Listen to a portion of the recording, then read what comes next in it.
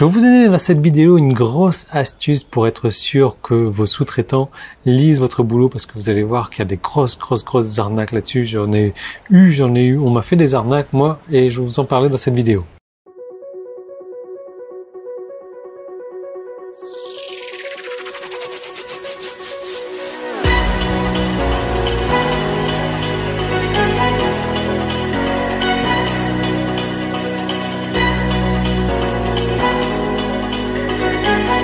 J'ai faim. J'ai mangé une fois, deux fois, trois fois, quatre fois, 5 fois. 5 fois déjà aujourd'hui, il doit être 16h30, j'ai la dalle.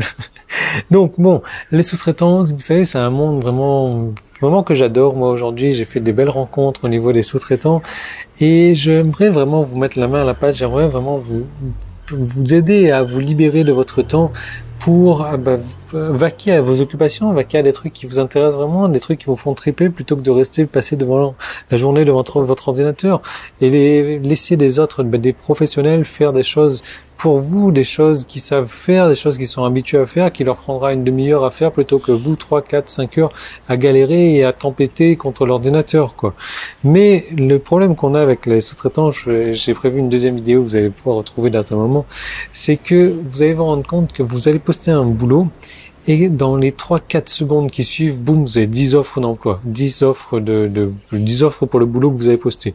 Là, vous dites, oh, il y a un problème, là, au début, non, on se dit, waouh, les mecs, ils étaient à l'affût de mon annonce, et voilà.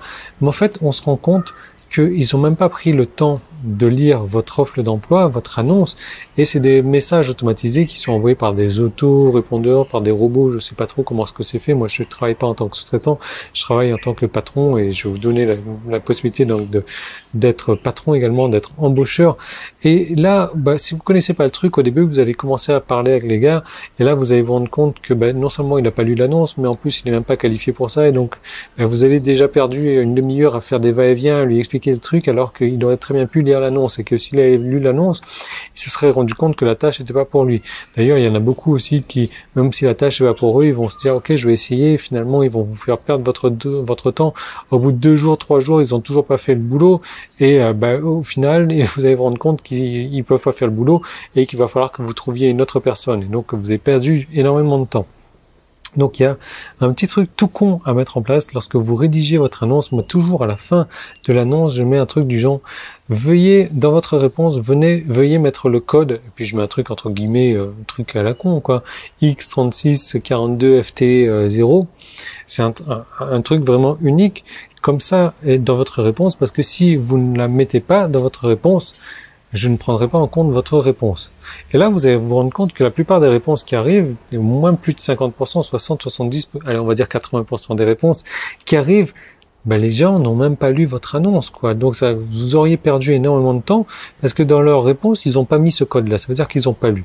Donc là, vous pouvez virer directement les gens et ne garder que ceux qui ont lu votre annonce. Si en plus, vous mettez une annonce en français, là, vous allez tout de suite filtrer les personnes qui ne parlent pas français, donc qui ne sont pas intéressantes pour vous. Donc si vous ne savez pas parler anglais. Donc vous mettez une annonce en français, vous mettez un petit code comme ça dedans, si la personne a répondu, et là, il va falloir analyser les sous-traitants. Alors analyser les sous-traitants, il y a plusieurs variables à prendre en compte. C'est facile à faire, mais il y a plusieurs filtres. Il faut les faire passer plusieurs filtres. Et tous les filtres, en fait, je vous en parle. J'ai créé une deuxième vidéo qui est là. Il faut cliquer le lien qui est dans la description également, ou l'un ou l'autre, à vous de voir, c'est votre souris si vous préférez aller en haut à droite ou en bas, à vous de voir. Vous cliquez dessus, c'est cette deuxième vidéo, je vous donne tous les trucs, toutes les astuces que j'utilise pour la sous-traitance, et ça fait longtemps que je travaille avec les sous-traitants, j'ai une belle équipe aujourd'hui, je vous donne tout ce que j'ai appris, et le but c'est vraiment de vous aider à vous déléguer du temps, à vous donner du temps libre en fait, pour vaquer à des choses qui vous font triper, ou des choses que vous seul puissiez faire, parce que vous allez vous rendre compte que 80% de ce que vous faites peut être délégué.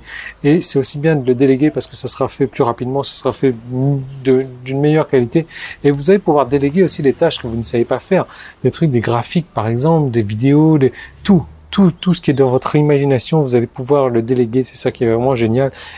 Et je vous donne tous les trucs, toutes les astuces, tous les petits trucs, tout ce qu'il faut savoir, les ruses.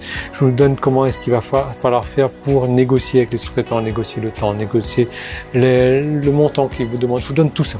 Tout ça, c'est disponible dans la deuxième vidéo. Vous cliquez, vous cliquez, vous cliquez. Moi, je vous retrouve tout de suite dans cette deuxième vidéo. Je vous retrouve dès demain dans une prochaine vidéo, c'est sûr. Et je vous dis à tout de suite donc de l'autre côté. Salut!